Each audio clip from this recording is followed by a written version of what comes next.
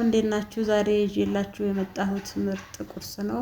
የእህሉ አይነት ይሄን ይመስላል። እዩት፣ እህሉን እንደምትመለከቱት ነው። እንግዲህ አሁን ወደ መጣዱ እንሄዳለን፣ እንቀቅለዋለን።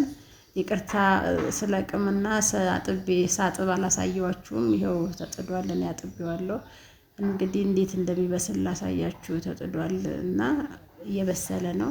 እስቲ እናንተም የእህሉን አይነት ምን እንደሆነ እየገመታችሁ ጻፉልኝ። እኔ መልስላችኋለሁ። ወደ አሰራሩ እንግዲህ ይኸው እንደምታዩት ነው። ሽንኩርት፣ ቲማቲም፣ ቃሪያና ነጭ ሽንኩርት አዘጋጅቻለሁ።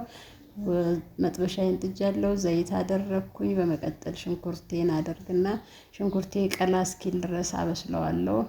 አማስዬ አበስለውና እናንተም በየቤታችሁ ሆናችሁ ይሄንን እህል ሞክሩት። በጣም ጥሩ ነው። ለልጆች በይበልጥ ይመረጣል። ፕሮቲን ስለሆነ ታችን እየቀላ ስለሆነ ቲማቲም እንጨምራለን። ቲማቲማችንንም አንድ ላይ እናበስለውና ውሃው መጠጥ ባለ ይለልናል። ውሃው መጠጥ ካለ በኋላ ነጭ ሽንኩርት እንጨምርበታለን። ነጭ ሽንኩርቱ ተከትፎ የተቀመጠ ነበረ።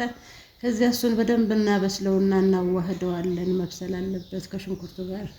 በመቀጠል ጨው እንጨምራለን። ጨውንም እናዋህድና በደንብ እናበስለዋለን። ከዚያም ቀጥለን ደግሞ ያው እህሉን እንዳሳየዋችሁ ነው። ወደ እህሉ ይኸውላችሁ በስሎ አምሮበት መጥቷል። እንጨምረዋለን የምንፈልገውን ያህል በመጠኑ በልጆቹ መጠን እንጨምርና እንግዲህ እናዋህደዋለን። በጣም ጥሩ ቁርስ ነው፣ ይጣፍጣል። እንደምታዩት መልኩ ከቲማቲሙ ከሽንኩርቱ ጋር ሲዋሃድ ደግሞ አሪፍ ጣዕም አለው። እናንተ የምትፈልጉትን ቅመማ ቅመም መጨመር ትችላላችሁ። በበርበሬ መስራት ትችላላችሁ። እኔ ዛሬ ባልጫ ነው ለልጆቼ የሰራሁት። እናንተም ይሄን የሚጣፍጥ ቁርስ ከበላችሁ በኋላ እህሉን መገመት እንዳትዘነጉ።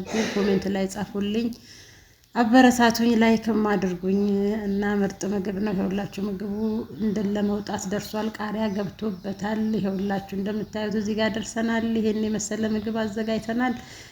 በምትፈልጉት ዳቦ አይነት ነው የሰራሁት። ዛሬ እንደ ፓንኬክ ያለ ቂጣ ነገር ነው የሰራሁት። በጣም ቆንጆ ነው።